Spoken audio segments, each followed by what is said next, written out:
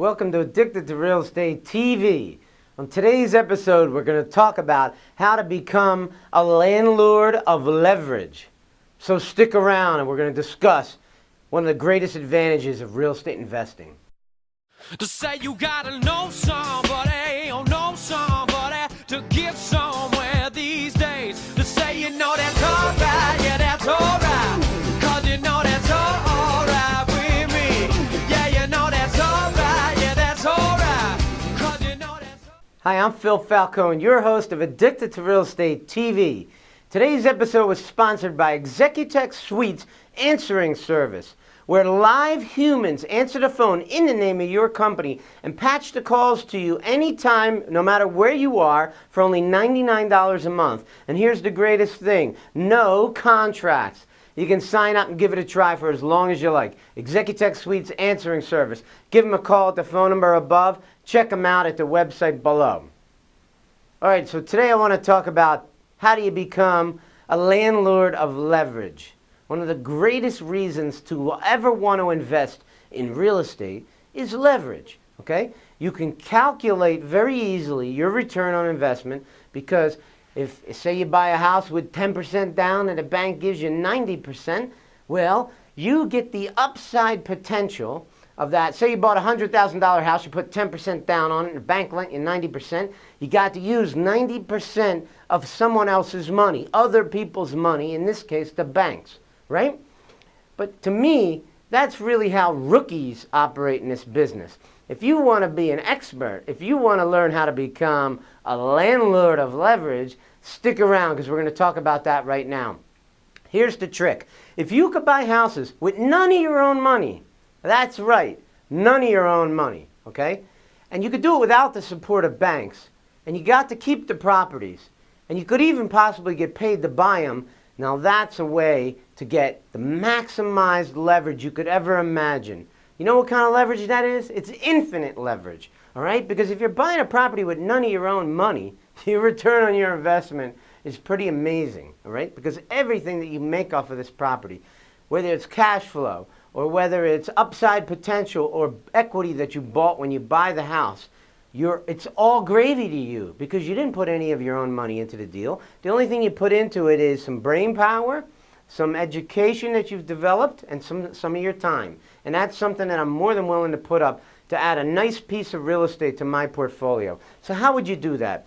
Number one way to do it would be seller financing, where you convince a seller, say somebody owns a house free and clear, and you convince that seller that they want to sell their house and they want to sell it for $200,000, but most of the houses in the neighborhood are selling for $150,000.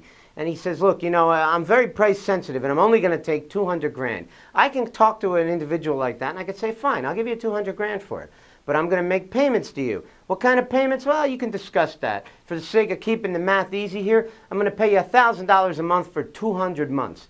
200 months is about 16 years, and then over the course of 16 years, I'm going to pay off his loan in full. $1,000 a month times 200 payments is $200,000.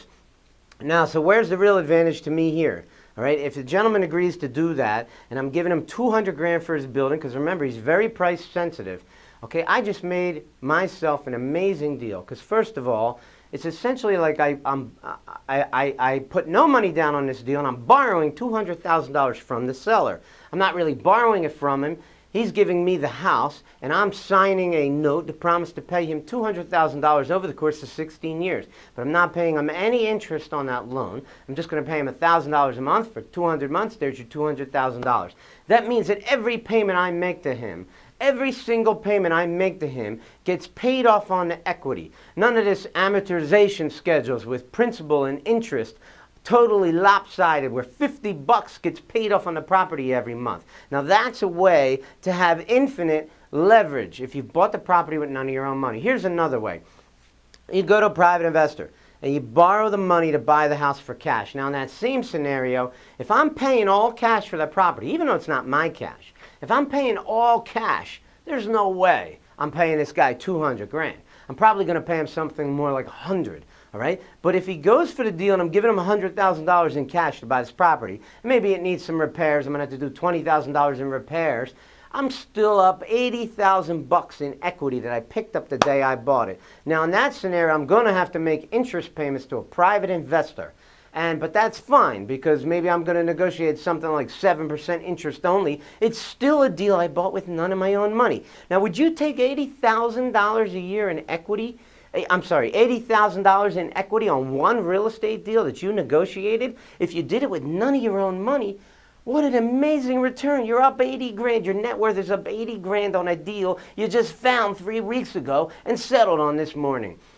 Amazing, amazing leverage opportunity right there. Here's another way in case those two weren't good enough for you. How about taking over someone's existing mortgage subject to? That's a great way to buy a house. Suppose a gentleman has a $200,000 house. He currently has a $150,000 mortgage on it. I simply agree to take over his $150,000 mortgage. He sells me the house. The house gets deeded to me. I become the owner of the house. But his mortgage doesn't get paid off at settlement. His mortgage stays in place. And I make payments on his mortgage. The mortgage stays in his name. I make payments on his mortgage. He simply goes to Florida or does whatever he wants to do, and I just bought a house with none of my own money. Now, that's 3 amazing ways there that I've quickly told you about how you can become a landlord of leverage, all right? Now, I'm still buying houses. I'm still buying equity at a discount, right? Especially in the scenario where I'm using private money.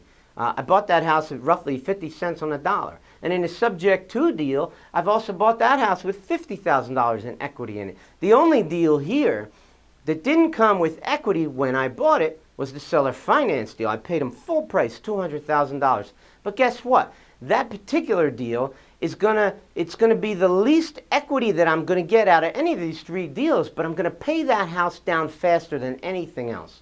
Okay? So in 4 or 5 years, I'm going to end up having, let's just say I'm paying him $1,000 a month for 200 months, right? That means that I'm picking up $12,000 a year in equity on that house. So in 4 years, I got $48,000 worth of equity in it. Plus, I'm making cash flow off of every one of these deals because I'm renting all these properties and I'm keeping them all. Now, I just gave you 3 brilliant ways there to buy houses. If you'd like to learn more about these ways to buy houses, you got to check out my new product. It's called the Buyer's Briefcase. There's a lot of exciting meetings coming up this summer, and I'm going to be inviting you, that's right, you, to come out to my meeting. But the only way I can invite you to check out the Buyer's Briefcase is if you're signed up for my Addicted to Real Estate TV show. So make sure you go to the website below, addictedtorealestate.com, and put in your name and email address, and then confirm the confirmation email that you get, so you'll be on my list. I'll invite you to these meetings that I'm having all summer long. I'm going to be telling people about the Buyer's Briefcase, one of the most amazing products out there. Do you want to buy houses with none of your own money, without the support of banks, get paid to keep the properties, okay, and not have to flip them and not have to sell them to somebody, not have to wholesale them?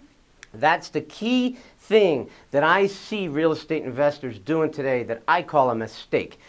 If you talk to real estate investors today, what are they doing? They're buying houses, they're fixing them up, and they're flipping them. Or they're buying houses and they're wholesaling them to somebody else. Now, those guys might be making a lot of money, but I'll tell you who's gonna end up crushing them. I'm going to end up crushing them. Because about 6, 7 years from now, they're going to be driving past the house and they're going to say, I bought that house for 100 and I sold it for 110, right? Okay, that's what they're going to be saying. I'm going to say, I bought that house for 100 and today it's worth 300, okay? The math isn't even close to being the same, all right? I'm going to be up millions of dollars while they're up thousands of dollars. And that's the real difference, my friends. If you understand the game of leverage, if you're in it for buy and hold reasons, and you've got a little time where you can go out and make moves today, that's the play you want to make today. Real estate prices has never been at such an amazing bargain as they are today. The window, okay, is only open for a few more years. You got to get out there. You got to get busy buying. You got to take advantage of this market. I'm Phil Falcone from Addicted to Real Estate. All right, go to my website, check it out, sign up for my web TV show, pick up a copy of my book, Addicted to Real Estate, Why I Can't Stop and Why You Should Start. And thanks for watching this message.